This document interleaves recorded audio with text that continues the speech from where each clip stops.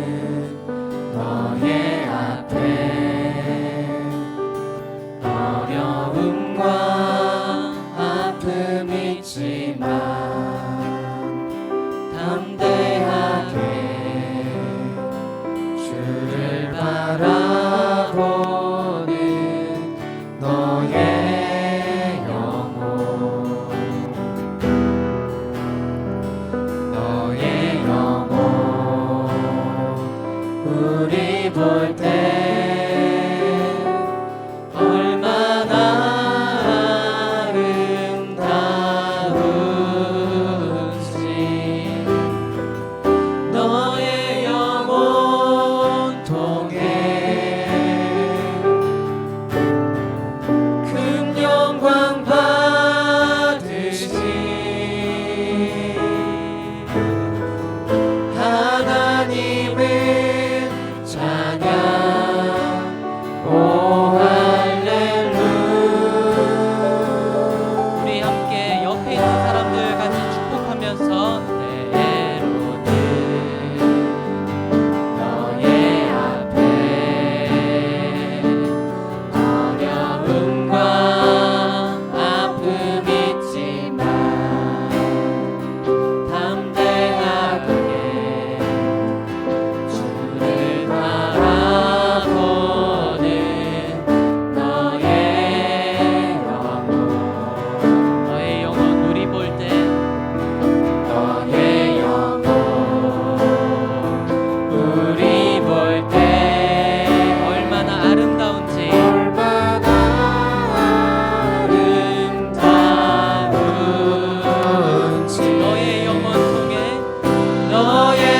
영혼 통해 큰 영광 받으시 하나님을 찬양 오 할렐루야 우리 함께 2절 가사로 서로를 축복하며 나아갈까요? 너는 택한 족속이요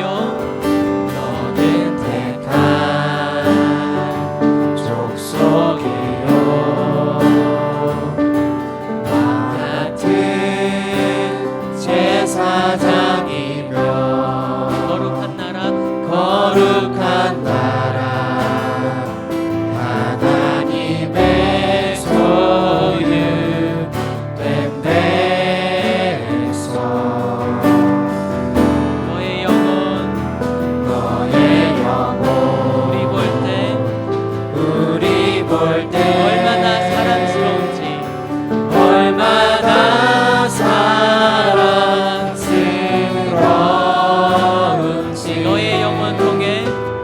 너의 영혼 통해 큰 영광 받으시 하나님을 찬양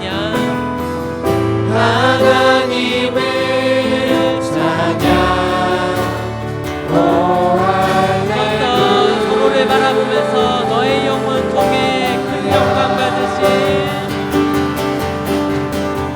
너의 영혼 통해 큰 영광 받으시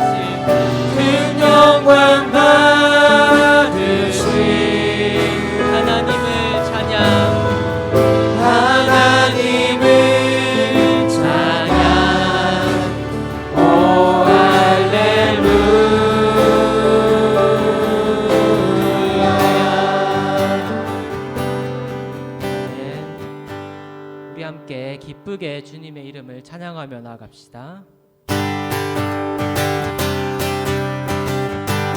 내가 매일 기쁘게 순례의 길에 가는 주의 팔이 나를 안보하며 내가 주의 큰 복을 받는 참된 비결은 주의 영이 함께함이라. 성령이 계시네 할렐루야 함께하시네. 좁은 길을 걸으며 밤낮 기뻐하는 것 주의 영이 함께함이라. 너네 죄에 빠져서 평안함이 없을 때 예수 십자가의 공로히 믿어 그 발 아래 엎드려 참된 평화 얻으면 주의 영이 함께함이라. 성령이 계시네 할렐루야 함께하시네. 좁은 길을 걸으며 밤낮 기뻐하는 것 주의 영이 함께함이라. 나와 동행 가시고 모든 염려하시니 나는 숲의 새와 같이 기쁘다. 내가 기쁜 마음으로 주의 뜻을 행하면 주의 영이 함께함이라. 성령이 계시네 할렐루야 함께하시네. 좁은 길을 걸으며 밤낮 기뻐하는 것 주의 영이 함께함이라. 세상 모든 정욕과 나의 모든 욕망은 십자가의 이미 못을 막았네. 검은 밤이 지나고 무거운 짐 벗으니 주의 영이 함께함이. 성령이 계시네 할렐루야 함께하시네. 좁은 길을 걸으며 밤낮 기뻐하는 우리 다 함께 다시 1절 고백합시다. 내가 매일 기쁘게 순례의 길에 가는 주의 팔이 나를 안보하며 내가 주의 큰 복을 받는 참된 비결은 주의 영이 함께함이라. 성령이 계시네 할렐루야 함께하시네. 좁은 길을 걸으며 밤낮 기뻐하는 것 주의 영이 2절 고백합시다. 너네 죄에 빠져서 평안함이 없을 때 예수 십자가의 공로 힘입어 그 발 아래 엎드려 참된 평화 얻으면 주의 영이 함께함이. 성령이 계시네 할렐루야 함께하시네. 좁은 길을 걸으며 밤낮 기뻐하는 것 주의 영이 우리 4절 고백합시다. 세상 모든 정욕과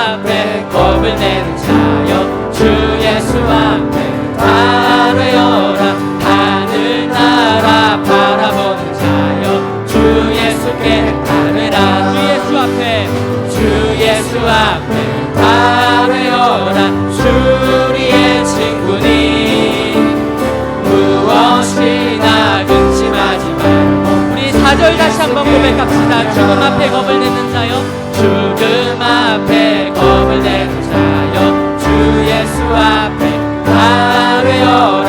하늘나라 바라보는 자여 주 예수께 다 되라.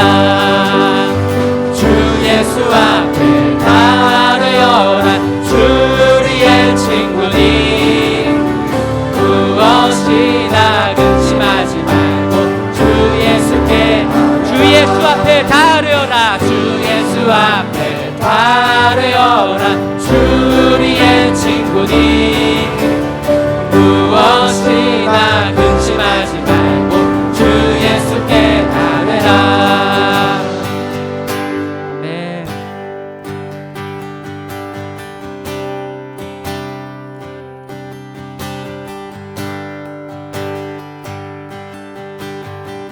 다 함께 정결한 마음, 정결한 마음 주시옵소서.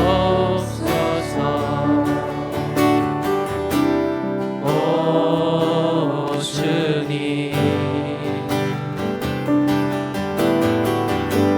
정직한 영을 새롭게 하소서.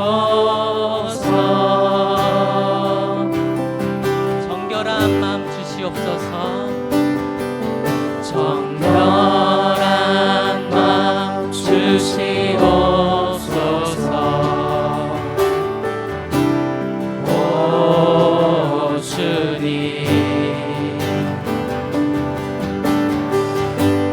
정직한 영을 새롭게 하소서.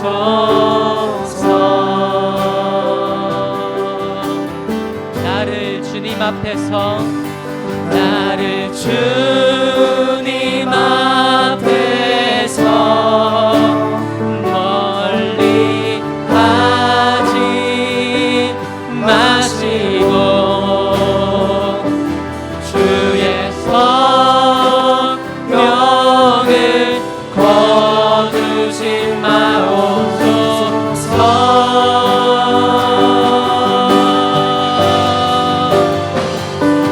그 구원의 기쁨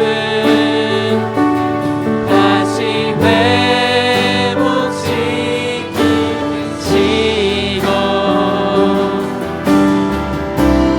변치 않는 맘 내게 주소서. 정결한 마음 주시옵소서.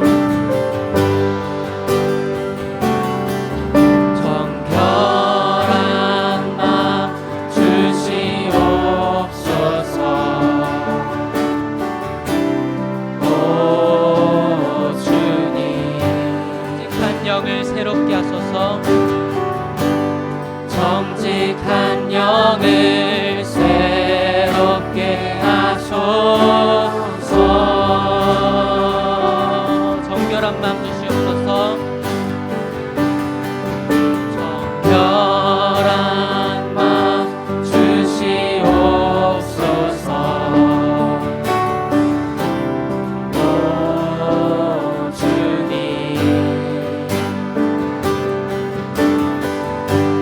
정직한 영을 새롭게 하소서. 나를 주님 앞에서, 나를 주님 앞에서 멀리 하지 마시고 주의 성령을 거두지 마옵소서.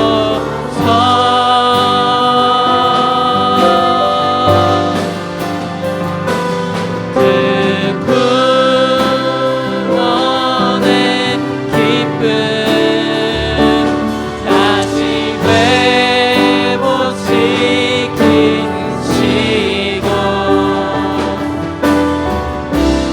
변치 않는 맘 내 안에 주소서. 우리 이 시간 함께 기도하며 나아갑시다. 지금 이 시간 우리가 함께 기도할 때에 우리가 이 리더 모임을 통하여서 하나님의 말씀을 올바르게 깨달아서 우리의 양들에게 충분히 공급할 수 있도록 주님 인도하여 주시어 기도하고, 지금 말씀을 우리에게 가르쳐 주실 부빈건 목사님 위해서 함께 기도하며 나갑시다. 기도하시겠습니다. 주여,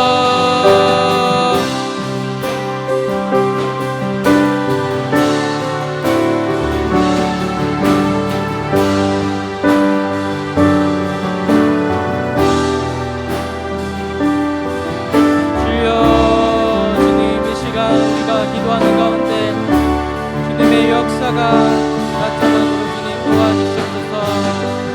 주여,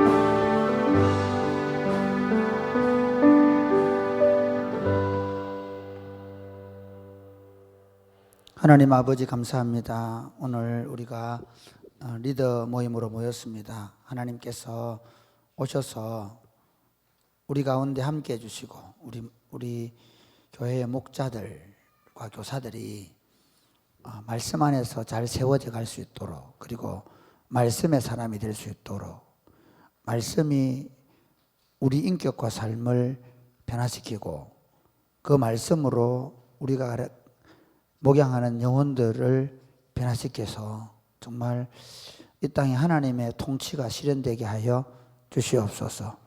사랑이 뽑히는 교회를 사랑해 주시고 68년의 역사 동안, 67년의 역사 동안 이끌어 오신 것을 감사합니다. 하나님 아버지, 이 기간 동안 우리가 믿음의 아름다운 선배들을 가졌고 또 다음을 이어갈 신앙 좋고 그리고 헌신된 다음 세대를 우리에게 주셔서 아름답게 성장해 갈 수 있도록 복을 주신 것을 감사합니다. 시대는 나날이 어두워져 가고 있습니다. 시대는 나날이 악해져 가고 있습니다. 도대체 우리가 세상을 향해 한 발이라도 내딛기가 어려울 만큼 세상은 무서워지고 있습니다. 하나님, 이런 시대 속에 우리가 세상에 오염되지 않게 하여 주옵소서. 거룩한 걸음을 걸어가게 하여 주옵소서. 그러기 위해서 우리 공동체가 거룩하게 되어지게 하여 주옵소서. 이 공동체를 거룩하게 하기 위해서 리더들이 먼저 거룩한 삶을 살아가도록 은혜를 베풀어 주옵소서. 예수님 이름으로 기도드립니다. 아멘. 할렐루야. 네, 반갑습니다. 우리가 지금 그 사회적 거리두기를 하자고 하니까 이쪽에는 너무 많이 모였다. 원래 2명, 1명, 2명, 1명 이래야 되는데 2명 빠져라. 2명 다음에 지혜 빠지고 은선이 빠지고 그 다음 되겠다. 그렇지. 예. 그렇고 저기도 마찬가지다. 저기 누구? 그렇지. 구예준이가 신율빈 옆으로 오고, 그렇지. 옆으로 그렇게 하고, 그렇게 해서 자리를 잘 앉아주세요. 일단 우리가 대호를, 군대는 대호입니다. 군대는 뭐라고요? 그리고 우리 교육자들이 자기들이 꼭 했다고 여기 올려놔라는데 불편해서 안 되겠습니다. 여기. 감사합니다. 우리 교육자들이 그래, 제가 제일 나이가 많은 선배라고 저한테 이렇게 잘해주셔서 고맙게 생각합니다. 여러분 뭐 알아달라고 이렇게 한 거니까. 여러분, 제가 오늘 저도 스승의 날이 돼가지고 저를 가르쳤던 모든 선생님에게 연락은 못 하고요. 좀 기억나는 분 몇몇 분들에게 문자도 보내고 이렇게 했는데, 목사님들 또 학교 선생님들 몇 분에게 문자도 보내고 또 본인들도 또 감사하다고 이렇게 문자도 오기도 하고 그렇게 했는데, 우리가 그 여러분들이 좋은 선생님들이 되면 좋겠습니다. 아시겠죠? 그러니까 여러분들이 여러분을 가르친 선생님들이 이렇게 제가 이제 목사님 한 분한테 카톡을 보냈거든요. 감사하다고. 그런데 이렇게 카톡이 왔더라고요. 뭐라고 했냐면 제가 카톡을 보낸 내용은 제가 한번 읽어줄게요. 목사님, 스승의 날입니다. 첫 발을 내디딜 때 목회가 무엇인지 가르쳐 주시고 그동안 늘 지켜봐 주시고 격려해 주셔서 감사합니다. 더욱 행복하시고 복된 날 되시기 바랍니다. 제가 보냈거든요. 그랬더니 이분도 지금 여전히 목회하고 계세요.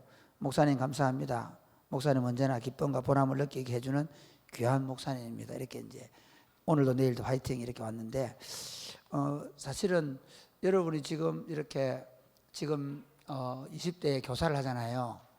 근데 그 학생들이 나중에 여러분하고 같이 늙어가는 것을 보게 될 겁니다.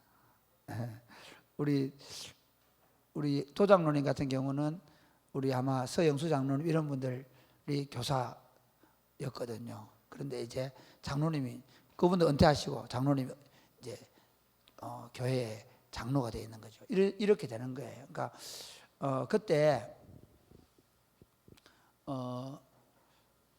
여러분 때문에 그러니까 장로님들을 보면 우리 도장로님 얼마나 자랑스럽겠어요, 그죠? 교회에서 또 그대로 교회 안에 자라서 이렇게 장로가 돼서 교회를 잘 이끌으면 얼마나 자랑스럽겠어요. 마찬가지로 여러분이 볼 때 여러분의 그 제자들이죠. 뭐 여러분이 20살이고 그 친구들이 15살이라도 5살밖에 차이 안 납니다. 그게 그 예를 들어서 13살짜리 초등부 1학년, 6학년을 맡고 있는 친구들은 내가 21, 2살 되면요 나이 차이가 9살밖에 안 나요. 그런데도 선생님이고 또 학생이잖아요. 그런데 나중에는 평생 직위가 됩니다.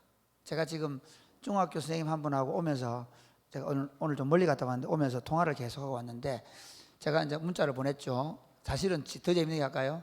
제가 보낸 게 아니고 저는 운전하고 있고 집사람이 댓글을 쓰고 댓글 대신해서 글을 썼어요. 글을 보냈더니 전화가 오셨어요. 오셔가지고 하는 얘기가 그 목사님 뭐 그래 누구를 만났고 누구를 만났는데 아니 두 사람 만났는데 다 너 얘기를 하더라. 뭐 그러면서 이제 그때 그런 일이 있었다면서 좀 얘기를 하면서 참 이렇게 뭐라 그럴까요?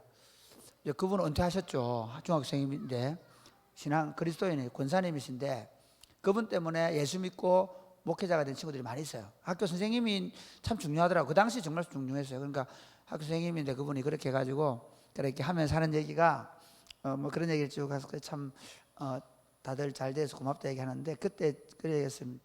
무슨 얘기냐면 제가 그 얘기했습니다. 선생님이 걸어온 삶이 저희들입니다.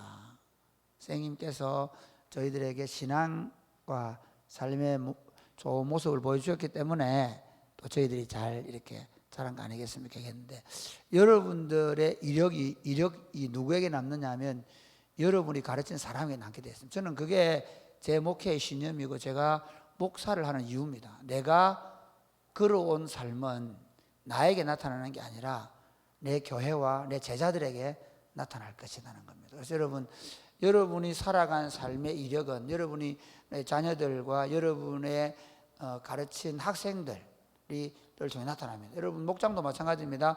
여러분이 걸어온 삶은 여러분의 목장원들을 통해 반드시 나타납니다. 그러니까 목장원들이 뭐 왜 이래 그런 분들 종종 계시고 목사님들 중에서도 뭐 30년 목회했는데 교인들이 다 안 배려 그러면 뭐야? 자기는 뭐 했는데? 하나님이 나보고 목회하라고 보냈잖아요. 나보고 성도들을 가르치라고 보냈잖아요. 그러면 그들 사람들이 안 바뀐 책임은 누구? 예수님이 앞에 가면 아이고 그 목사님 장로 때문에 고생 많았다. 집사 때문에 고생 그렇게 얘기할까요? 아닙니다. 너 뭐 했냐? 너 뭐 했어? 너 예수 그리스도를 닮은 하나님의 사람으로 변화시키라고 내가 보냈는데 너 뭐 했냐? 그래 물을 거란 말이죠. 여러분 마찬가지 여러분들도 사실은 목사보다 교사 목자들이 훨씬 더 속상합니다. 왜냐면요 여러분이 현미경으로 보고 있고 저는 망원경으로 보고 있기 때문에 교인들이 저한테 와서 불평 잘 안 하거든요. 여러분한테는 뭔가 그 쪼잔한 신경전까지 다 신경전을 다 벌이죠. 제가 제일 어려웠던 데가 언제냐면요. 대학교 군대를 제대하고 그리고 서마산교회 잠시 교사를 하는데 재밌는 건요. 그 주일날 학생이 한 명밖에 안 온 거예요. 근데 부모 공부하는데 전사님이 내 옆을 지나가는데 미치겠더라고요. 진짜 교사가 힘든 게 뭐냐면 그냥 앉혀놓고 설교하는 목사는 괜찮아요. 그런데 교사들은요, 이 교사가 한 명도 내한테 학생이 한 명도 안 와 있는 상황이 됐는데 전사님이 내 옆을 지나가는데 막 그런 게 목자들 마찬가지죠. 목자들도 오늘 주일날 내가 무슨 죄를 지었노? 내가 오지 말았겠나 뭐 그럴 때 있죠. 그런데 목장원들이 한 명도 안 오거나 그런 상황에서 목사님이 어디 지나가다가 우리 목장 상황을 봤다가 굉장히 미안하죠. 그런데 사실은 알고 보면 속상한 게 많아요. 왜냐하면 그 목장 식구들 내가 다 전화도 했고 뭐 약속도 했고 그런데 좀 이런 표현 쓰기지만 좀 그렇죠. 뭐 이렇게 좀 뭐 하면서 안 오고 뭐 애를 미기 그렇게 많이 있잖아요. 또 자기들끼리 모여가지고 뭐 속독도 하고 다니면서 자기들끼리 놀러 잘 다니면서 목자 말 안 듣고 이런 경우 있죠. 있습니다. 그런데 제가 여러분께 말씀드린 거는 그 옛날 어른들은 뭐 검은 머리 난 짐승 키워봐야 소용없다는 소리 얘기했는데 저는 예수 믿는 사람은 다릅니다. 예수 믿는 사람의 유일한 희망은 사람입니다. 할렐루야. 예수 믿는 사람은요, 하나님이 우리에게 소망을 걸고 있기 때문에, 하나님이 사람에게 소망을 걸고 있기 때문에 세상 사람, 그거는 사탄이 주는 생각입니다. 옛날 할머니들이 말했던 건, 그러니까 뭐 그 말을 이제 주로 이제 입양에서 얘기할 때 뭐 입양이가 키워봐 소용없다 이런 식으로 얘기하는데, 저는 제가 예수님을 만나고 나서 제일 많이 깨달은 게 뭐냐면 하나님의 기대는 오직 나에게만 있다. 할렐루야. 하나님의 기대는 나를 통해 세상을 바뀌는 거다. 하나님의 기대는 내가 가르치는 사람들을 통해 세상이 바뀌는 거죠. 하나님의 모든 피조물들이 고대하는 건 뭐라고요? 하나님의 아들들이 나타나는 것이다 그랬거든요. 그래서 저는 아프게 하죠. 힘들게 할 때도 있겠죠. 뭐 그런데 여러분 희망을 가지세요. 여러분 특별히 어린 학생들 그리고 유치부 애들은 변화의 기미가 하나도 없는 것 같죠. 근데 그 아이들이 가장 많이 변합니다. 한번 보세요. 키도 제일 많이 크고요. 그렇죠. 그 다음에 얼굴 모양도 제일 많이 바뀌고. 그러니까 여러분 아이들이 그 뭐라 그럴까요? 말귀를 알아듣는 나이에는 변화의 속도가 늦어요. 무의식 가운데 있을 때 가장 많이 바뀌는 거예요. 이해가 되시죠? 여러분은 무의식 가운데 있을 때 끌어안고 기도해주고 사랑해주고 그게 그대로 무의식으로 남는 거기 때문에.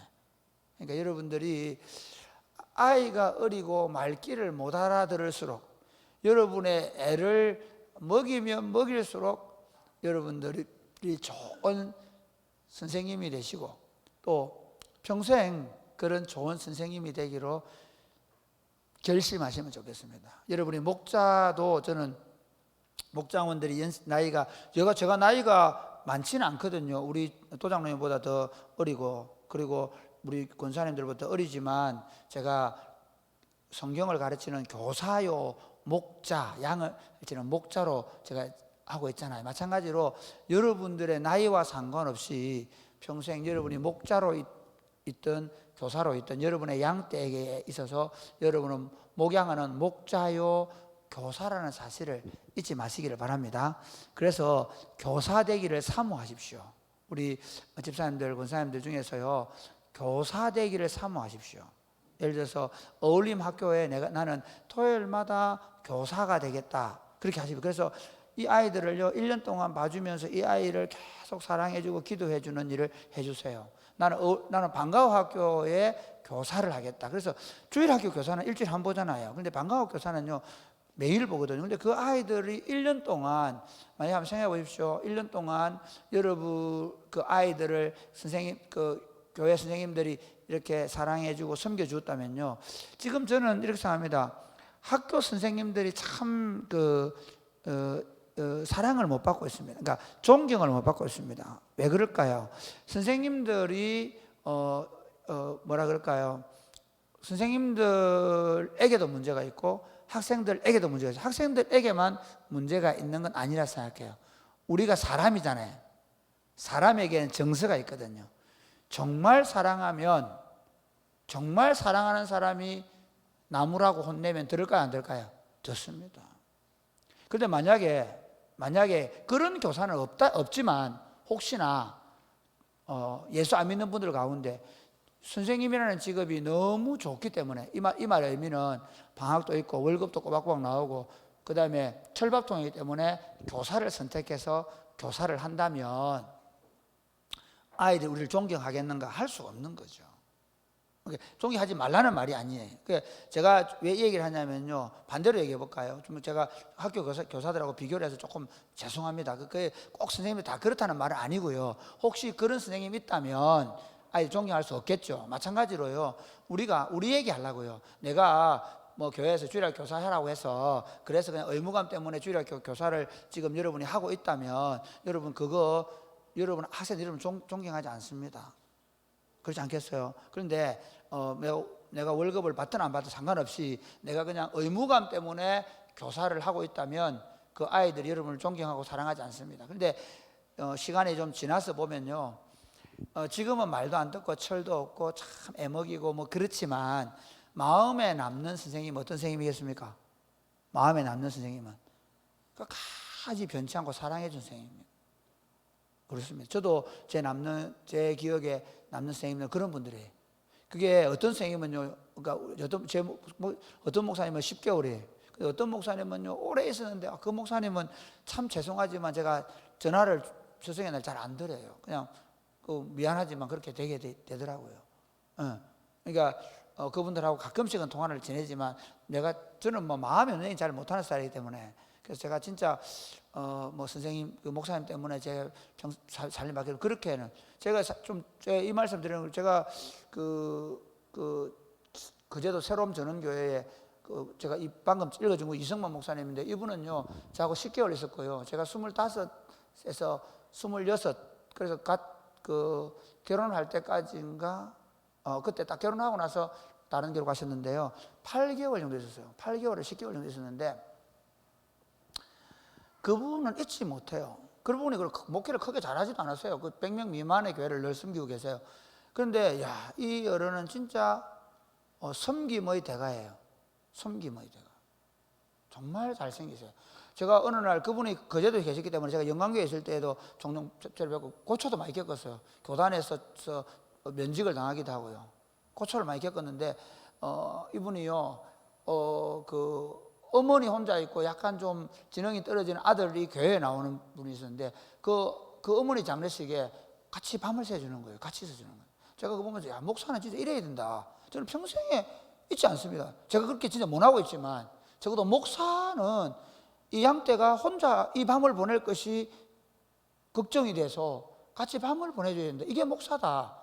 그런 생각을 그래서 평생 저는 목사 그러면요 딱 한 가지만, 너 목사로서 받은 네가 평생 목사로서 가장 좋은 이미지가 뭐냐 물어보면 저는 그걸 생각해요. 그런데 그분이 그때 제가 전수했을 때가 아니죠. 저는 영광교회에 있었고 그분은 그 당시에 반석교회라는 새로운 전원교회로 이제 이름을 바꿨는데 그런 거예요. 그래서 여러분 우리가 하는 이 작은 일, 여러분이 해주는 그 작은 진짜 사랑으로 해주는 그 일은요 심지어 그 사람에게만 아니라 그 사람을 보는 사람에게까지 감동을 주고 스승의 길이 뭔지를 알게 해주는 거예요. 그래서 여러분들에게 부탁하는 건 뭐냐면요 의무감을 하지 말아달라. 진짜 사랑으로 하자. 그래서 목자들 모임에도 마찬가지고 의무감으로 와서 오라니까 와 있고, 저는 교회가 그렇게 되면 절대로 의무감 때문에 주일 예배 오고 의무감 때문에 기도해 오고 그거 안 하려고 제가 출석 안 부리고 그거 안 하려고 제가 심지어 목사님들까지도 그렇게 안 하고 있습니다. 진짜 사랑으로 안 하면 특히 왜 목사님들에 대해서 왜 제가 심지어 우리 자신은 출퇴근도 없거든요. 출퇴근 시간도 정하지 않았습니다. 그 다음에 저희들은요 실제로 뭐 꼭 새벽 기도를 해야 된다든지 꼭 저녁 기도를 해야 그거 없습니다. 자유롭게 합니다. 목사님들이 왜 그렇게 정말 그런데도 불구하고 안 무너지고 지금 잘하는 것은 자율적으로 뭔가를 잘 해내는 것은 우리 목사님들이 대단한 겁니다. 왜냐하면요 오늘날 담임 목사들이 어떤 생각을 하느냐면요 규정을 안 정하면 교회 규율이 다 무너지기 때문에 어쩔 수 없이 규정을 정해놔요. 몇 시까지 출근해라, 뭐 해라. 그러니까 막 그거 안 해놓으면 교역자들이 다 눈치나 보고 이렇게 한다는 거죠. 근데 우리 교회가 자율적으로 우리 목사님들이 스스로 사역을 잘 해낼 수 있도록, 저는 그래서 보고서 한 장 없습니다. 우리 교회는. 왜 그렇게 하느냐, 이유가 있습니다. 특히 목사님들이 눈치 보고 일하면 안 된다는 겁니다. 진짜 내가 양떼들을 사랑하는 마음으로 기도하고 설교하고 가르쳐야 된다. 그건 목사님들에게 적용되는 게 아니고, 저는 우리 교회의 모든 우리 교회 장로님들 보고 제가 새벽기도 하세요 그런 적 없습니다. 다른 교회 가면요, 새벽기도 장로들 새벽기도 안 한다고 막 뭐라 그러거든요. 그럼 우리는 안 합니다. 예, 저녁기도 제가 얘기는 새벽기도를 꼭 해야 된다 안 해야 된다 그런 얘기 하는 게 아니라, 정말 즐거워서 장로직을 감당하고 즐거워서 권사직을 감당해야 되지, 눈치 보고 하면 안 된다. 사람은 절대로 뭐로 한다? 눈치로, 의무감으로 세울 수가 없다는 겁니다. 그러니까 여러분에게 제가 말씀드린 그겁니다. 여러분들이 자원하는 심령으로 양떼들을 잘 쳐주면 좋겠다 하는 것이 제가 오늘 여러분에게 드리는 말씀입니다. 아시겠죠? 예, 그래서 여러분, 제가 이 꽃 받았는데 우리 교육자가 고맙게 생각하고 여러분들에게 이 꽃을 제가 바칩니다. 여러분들이 다 하고 있고 저는 사실 놀고 있습니다. 우리 교회에 사실 다른 교역자들이 이렇게 얘기합니다. 너 교회 당회장 장목사 아이가 이렇게 해. 사실은 우리 교회 목사님, 또 우리 장목사님, 박목사님, 우리 서강사님 자기들 하는 일을 정말 잘 해주고 있어가지고 교회가 잘 되는 겁니다. 그렇게 생각하고 고맙게 생각합니다. 자, 오늘 전쟁은요, 오늘 11장 어떤 내용이냐면 북방왕들과의 전쟁입니다. 한번 볼까요? 지도 큐. 그거 말고요. 예, 그거. 자, 이게 안 나오는구나. 이게 안타깝네. 예, 그거 좀 보면요, 이렇게 돼 있습니다. 그거 뭐냐면 요 아래쪽 조금만 줄여볼래요? 그렇지. 그래, 요렇게. 이 전쟁이 우리가 어디입니까? 열왕기 여호수아 10장에 나오는 남방 전쟁입니다. 아시겠죠? 예. 우리 한번 보실래요? 한번 여호수아 10장에 한번 보세요. 오늘은 지도 공부를 조금 해보고 하겠습니다. 여호수아. 여러분에게, 특별히 교사들에게, 또 우리 구역 목자들에게 성경 이야기를 조금 해줘야 되거든요. 자, 여호수아 10장에서 지금 이 전쟁은요, 예루살렘 왕을 중심으로 하는 전쟁. 다시 한번 보실래요? 이거 저 보이지 말고 지도 보여주세요. 예루살렘 왕을 중심으로 했던 이 길갈에서부터 올라와서 했던 이 전쟁이 무슨 전쟁이요? 남방 왕들과의 전쟁입니다. 아시겠죠? 이게 10장에 나오고요. 자, 11장 보세요. 11장. 아니고 지도를 내려보세요. 아니고 지도를 내리라니까. 지도를 내리세요. 지도를 내려야 되는데 이거밖에 없나? 아닌데 어떻게 된 거지? 잠시만. 이게 잘 안 맞네. 아까 있었잖아. 아까 그거. 저 위에 지금 나온 거. 그렇죠. 이게 이런 거예요. 아까 게 뭐라고요? 남방이에요. 자, 중심을 어디 보냐면요, 사해. 아까 조금 다시 내려보세요. 다시. 여기가 어디라고요? 사해예요. 사해 북쪽 이쪽에 있어서 이게 유대 광야하고 이제 남방이거든요. 이제 남방이고요. 그다음 올라갈까요? 올라가면 요단, 이 갈릴리죠. 갈릴리 호수 보입니까?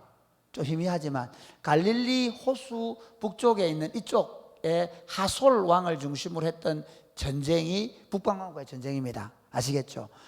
지금도 예루살렘도 원래 예루살렘이 요새 중에 요새잖아요. 아시겠죠? 사실 이 전쟁은 재밌는 게요, 지금 예루살렘 왕 이겼다고 그 뺏는 게 아니라 나중에 여부수 족속이 언제까지 다윗 시대까지 살고 있습니다.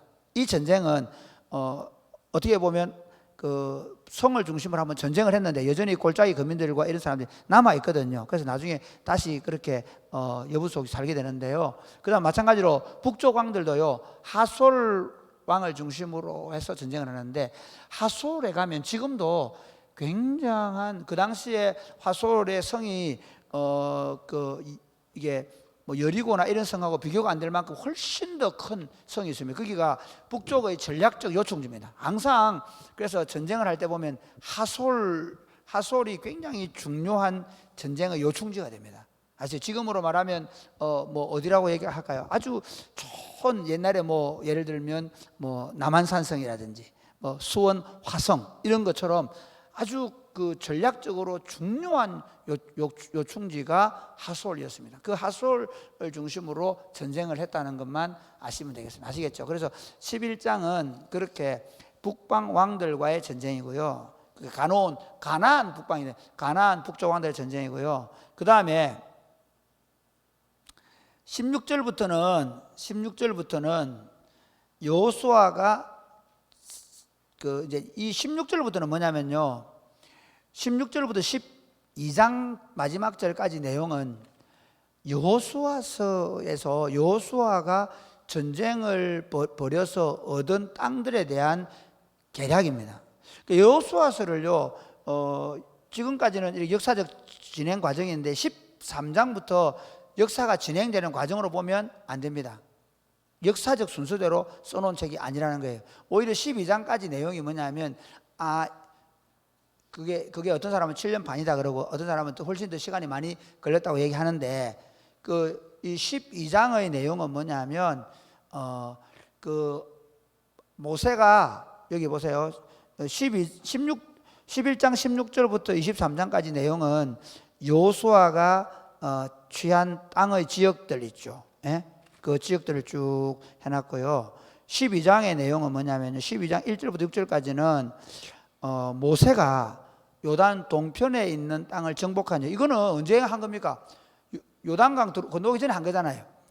그거를 얘기해놨고요. 그 다음에 7절부터 다시 마지막 절까지는 여호수아가 정복한 땅들을 해놨어요. 그러니까 이거는 역사적 순서가 아니고 11장 16절부터 12장까지 내용은 여호수아가 전쟁을 통해서 빼앗은 땅들과 그 왕들, 모세가 전쟁에 빼앗은 땅들과 왕들에 대한 이야기를 그냥 계략적으로 이런 영역들을 전쟁을 통해서 빼앗았다 하는 내용으로 이렇게 해놨습니다. 그래서 설교는 어디에 포커스를 맞췄는가 하면요, 그 11장 1절부터 15절까지 내용, 북방 왕들과의 전쟁에 포커스를 맞췄습니다. 그래서 이게 결국은 여러분, 자 보세요.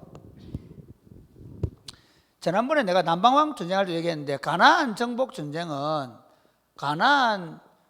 전쟁은요, 뭐하고 비교를 해야 되느냐면, 잘 보세요. 이게 하나님께서 누구를 보내가? 모세를 보내가지고 약속의 땅에 들어가서 하나님의 왕국을 만드는 거잖아요. 이해가 됩니까?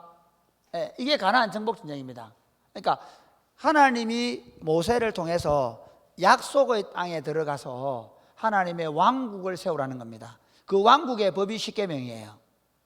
요약해 놓은 게, 그걸 더 풀어놓은 게 레위기서의 율법서죠. 그러니까 그 왕국은요, 그 당시에 주변에 있는 왕국하고는 전혀 다른 왕국이에요. 제가 늘 얘기하잖아요. 안식일법이나 뭐 안식년법이나 이런 것들은요, 그 당시 나라에 없는 법이에요. 그 외에도 뭐 곡식에 대한 법이나 이런 것들이 전혀 완전히 그 왕국의 법대로만 하면 그 왕국은 신천신지가 되는 거예요. 한번 보세요. 우리는 어때요? 여러분 지금 농사 짓는데 어떤, 예를 들어 벼를 가꾸는데 4분의 3은 거두고 4분의 1은 남겨놓는 바보들이 있습니까? 없죠. 그런데 이스라엘 나라는 반드시 그렇게 하게 돼 있어요. 그리고 6년 동안 농사를 짓다가는요 7년 동안 묵혀놓잖아요. 이번에 우리 하정욱 집사가요, 아주 하장로님 집에서 바로 성경대로 했는데요. 그 땅이 1년 쉬게 한다고 거기 와서 아무나 와서 뭐라 그러노 텃밭 해먹으라 해가지고 지금 중등부 막 뭐 사러 간다고 난리던데 그런 식이에요. 무슨 말이냐면 그냥 6년에 한 번은 땅을 놀려줘. 땅이 쉬게 하면서 그 자연적으로 나는 곡물에 대해서는 어떻게 하냐면 가난한 자들과 나그네들 먹게 하는 거예요. 그 하늘의 왕국이 임해지는. 그리고 그 나라에는요 주변에는 가난한 사람들 때 포로 잡고 그러는데요, 종으로 삼는데요. 이스라엘 나라들은 형제들 중에는 절대로 종을 삼으면 안 돼요. 혹시 너무 가난해서 스스로 종이 된 사람들 6년이 되면 자유해줘야 되고요. 그리고 만약에 자기가 나는 도저히 내 생활 능력이 없어서 못 가겠다 그러면 귀를 뚫고요. 그때부터는 종으로 대접하는 게 아니라 사랑받는 자식처럼 대접해야 돼요. 그만큼 이스라엘은 다른 나라였어요. 그게 하나님이 만들고 싶은 나라란 말이죠. 할렐루야. 그런데 이게 실패했어요. 그래서 하나님이 모세 대신에 모세의 약속한 자 예수 그리스도를 보냈습니다. 할렐루야. 예수 그리스도를 통해서 어디를 예수 그리스도가 그래서 예수님이 천국에 침노해 오셨어요. 이 땅에 침노해 오셨어요. 왜냐하면 마귀가 우리를 속여가지고 인간을 속여가지고 이 땅을 강제 점령을 해놓은 거예요. 지금 여러분 살고 있는 이 세상은요 하나님의 창조한 세상이지만 마귀가 우리를 속여가지고 여전히 하나님이 통치하시는데 우리가 말을 안 듣는 거예요. 이런 거 생각해 보셨어요? 재밌는 건요, 하나님이 우리한테 여러분 잘 들으세요. 이게 영적 전쟁입니다. 하나님이 우리한테 뭘 얘기했냐 하면 네가 땅을 정복하라, 땅을 잘 다스려라. 이해가 됩니까? 그래서 모든 공중의 새나 모든 것들을 네가 다스려서 하나님의 창조의 질서가 이 세상에 편만하게 해라. 이렇게 해서 사람을 지었단 말이에요. 그런데 사람이 어떻게 했냐면 아담과 하와가 우리를 대표해 가지고 이 하나님의 말씀의 원리에 따라 그렇게 세상을 다스리면 파라다이스가 이루어지는 거예요. 하늘 왕국이 이루어지는 거예요. 그런데 마귀의 말을 듣기 시작한 거예요. 야, 너 그 선악과를 다 먹어버려라. 그러면 네 하나님처럼 된다. 그래서 마귀의 말을 듣고 선악과를 다 먹었단 말이에요. 그때부터 사람들이 어떻게 변했냐면요, 원래 이 땅의 주인은 하나님이에요. 그런데 주인은 하나님인데 누구 말을 듣는가 하면 우리는 마귀 말을 듣고 있는 거예요. 예수 안 믿는, 그러니까 예수님을 믿기 전에 우리는. 그러니까 분명히 주인은 하나님인데 그 땅을 다스리는 인간들이 마귀 말을 들으니까 누가 점령한 거예요? 마귀가 인간을 통해서 세상을 강제 점령해가지고 이렇게 세상을 황폐하게 만드는 거예요.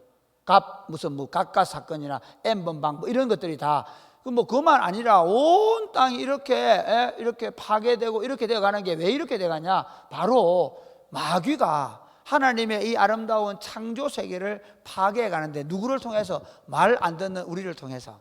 이런 경우를 한번 생각해 보십시오. 내가 아이를 낳아서 키운단 말이에요. 우리 그런 경우 종종 있어요. 그 어떤 경우냐면요, 여러분이 애를 키우면 알겠지만 그동안 특히 말 안 듣고 사춘기 보낸 친구들은 지금 회개하고 통해 자복하고 성령 받고 그리고 그동안 살아온 죄에 대해서 깊이 뉘우치고 다시는 그렇게 안 살겠다고 결심하고 그렇게 결혼해서 애를 낳아야 됩니다. 왜냐하면요, 하나님께서 지 같은 애를 하나 나눠놓으면 정말 그건. 근데 그런 애 고개를 끄덕하고 그러는데요. 자, 뭐냐면요, 이런 거 생각해. 그런 데 있잖아요. 이렇게 생각해 보세요. 분명히 얘가 내 아들이에요. 그런데 동네에 깡패 말을 듣는 거예요. 이해가 되시죠? 분명히 내 새끼예요. 그러면 그놈이 동네 깡패 말 듣고 동네 깡패가 엄마 때리고 돈 가져오면 돈 가져가고요. 동생들한테 못 살게 굴고 돈 뺏어가고 이렇게 하라면 그렇게 하는 거예요. 그러면 분명히 이 집은 내 집이지만 내 가정이지만 누가 강제 침탈해 있는 거예요? 동네 깡패가 내 집을 마음대로 주무르고 있는 거잖아요. 지금 우리가 살고 있는 세상은 마귀가 깡패짓을 하고 있는 세상이라고 보면 돼요. 알겠습니까? 그런 세상에 예수님이 침투해 들어오셨어요. 천국은 침노하는, 천국이 하나님 침노해 오셨어요. 그래가지고 누구를 설득했냐면 나를 설득한 거예요. 뭘로? 예수님의 십자가로. 할렐루야. 예, 예수님의 십자가로 내 죄를 위하여 내 죄의 값을 지불해 주심을 통해서 내가 내 죄의 값을 지불해 주신 예수님을 보고 더 이상은 내가 그렇게 죄로 살지 못하겠다고 생각하고 예수님 앞에 굴복하게 된 거죠. 그랬을 때 예수님이 실제로 그 죄의 값을 마귀에게 지불하고, 죄가 지불하고, 그래서 예수님 죽은 거예요. 지불하고 우리를 빼앗아서, 우리를 다시 찾아서, 이런 거죠. 예를 들어서 이런 경우 있어요. 그러니까 제가 가가지고 너 왜 이놈 새끼야, 니 왜 우리 애 듣고 니 왜 말 듣고 안 와? 그렇게 얘기하니까 야가요, 내가 그동안 빌려준 돈이 얼마고요, 이놈 새끼가 내한테 술값이 얼마 밀려, 이렇게 얘기한단 말이에요. 그러면 아버지가 이렇게 하는 거죠. 그래, 내 집 팔아서 내 줄게, 그렇게 하는 거죠. 그렇죠? 그러면 이제 얘를 갖다가 거기서 그 깡패 속으로 건져냈단 말이에요. 그럼 얘가 어떻게 하느냐, 만약에 그대로 가는 놈은 미친 놈이고, 그렇죠? 이 놈이 이제 아버지 잘못 살았습니다, 이제 그러면 얘한테 이제 어떻게 되겠어요? 아버지의 통치가 시작이 되면 이 집은 내가 원하는 가정의 모습을 이루겠죠. 그게 지금 우리가 받은 구원입니다. 할렐루야. 그러니까 참 제가 그 예수를 믿으면서 정말 잘못 배운 게 뭐냐면요, 예수 믿으면 주일 잘 지키고 11조 잘하고, 그거는 기본이에요. 그거는 하나님 그 주님의 날 하나님 앞에 그 감사해서 예배 나오는 거, 그리고 공동체가 함께 그 말씀을 통해서 훈련되는, 그건 기본이에요. 11조 하나님께서 나에게 주신 것 중에 10분의 1은 하나님 내 거다, 너 내 거 달라고 그래서 하나님께 주는, 그건 기본이에요. 그런데 그거 하면 다 한 줄 아니에요. 진짜 해야 되는 게 뭐냐면요, 내 삶이, 오늘 찬양할 때 내 삶은 주의 것이에요. 내 삶 자체가 주님. 그러니까 이제는 더 이상 그런 거죠. 이제 더 이상 내가 아버지 속 안 썩이고 살겠다는 거예요. 아버지가 원하면 아버지의 선하시고 기뻐하시고 온전히 뭔지를 알아서 내가 그대로 살아야 되는 거예요. 그래서 이 예수님의 십자가를 통해서 하나님의 왕국이 이 땅에 교회를 통해서 나타나는 거예요. 이 땅에 예수 믿는 공동체인 교회 공동체를 통해서 나타나게 된 사건이 바로 영적 전쟁입니다. 그래서 여기에 한 명이 두세 명이 모인 교회죠. 두세 명이 모이든 10명이 모이든 100명이 모이든 이 교회 공동체에 이제 하나님의 백성들이 모여서 뭘 하느냐면 영적 전쟁을 하는 거예요. 세상은 더 음란해지고, 음란해진 걸 자랑하고, 음란하는 산악회를 모집하고, 음란해지는 방법을 연구하고, 세상은 어떻게 해서든지 밟고 돈 버는 방법을 가르쳐 주는데, 우리는 어떻게 하느냐면 어떻게 하면 더 나누고, 어떻게 하면 더 거룩해지고, 어떻게 하면 더 하나님의 통치가 실현되는 세상을 만들 것인가를 이렇게 모여서 연구하고, 그것도 안 되니까 기도하고, 그렇게 하는 거죠. 할렐루야. 이게 차이입니다. 우리가 뭐 하려고 이거 가나안 땅 정복 전쟁을 공부하나 이렇게 생각하면 안 되고요. 그때 하나님이 가나안 땅을 정복해서 거기 그 약속의 땅에서 하나님의 왕국 신천신지를 만들려고 했죠. 그런데 이게 실패를 했단 말이에요. 그래서 하나님이 다시 당신의 교회를 통해서 하나님의 왕국을 만들어 가는데, 이 교회가 완성되면, 그래서 모든 민족과 모든 족속 가운데 하나님의 통치가 실현이 되면, 이해가 됩니까? 그때 뭐가 옵니까? 그때야 완전한 하나님의 왕국이 도래해서 거기서 이제 완전한 심판과 완전한 하나님의 통치가 시행되는 날이 반드시 온다는 거죠. 할렐루야. 이해가 되시겠습니까? 그래서 지금 우리의 상태가 뭐냐면, 이 땅의 교회를 통해서 이 땅에 침투한 거예요. 그러니까 마귀들이 막 사람들을 조종해가지고 지금 세상을 황폐화시키고 하나님의 창조 질서를 무너뜨리고 파괴하고 그러고 있는데, 하나님께서 예수님을 보내가지고 그 중에 몇 명을 구원해가지고 그 사람들을 통해서 뭐 하느냐면 다시 왕국을 세우는 거예요. 이해가 되십니까? 그래서 우리는요, 철저하게 왕국다워야 돼요. 왕국 백성다워야 돼요. 교회가 그냥 일요일마다 한번 모여서 예배 잘 드리면 아주 천국 가는 그런 게 아니에요. 왕국다운 뭘 가지고 그 왕국을 더 확장해가는 이 일이 영적 전쟁이란 말이에요. 이해가 되시겠습니까? 그거는 에베소서 전신갑주 입고 하는 건데, 그 얘기는 좀 설교 시간 할 거고, 영적 전쟁에 대한 개념을 이해하시겠습니까? 그래서 우리는 지금 여기서 하나님의 왕국을 세워가는 사람들이라는 거죠. 교회 공동체는요, 지금 이스라엘 백성들의 가나안 군대처럼 하나님의 통치가 실행돼야 돼요. 그래서 우리를 통해서 하나님의 왕국이 더 잘 실현될 수 있도록 기도하시기 바랍니다. 오늘 질문지를 보면서 개인적으로 공부를 하시고 하면 되겠습니다. 기도하겠습니다. 하나님 아버지 감사합니다. 우리가 하나님의 왕국을 우리가 이 땅에서 보고 누리게 하심을 감사합니다. 이 왕국을 잘 세워갈 수 있도록 은혜 베풀어 주옵소서. 예수님 이름으로 기도드립니다. 아멘. 미안합니다. 제가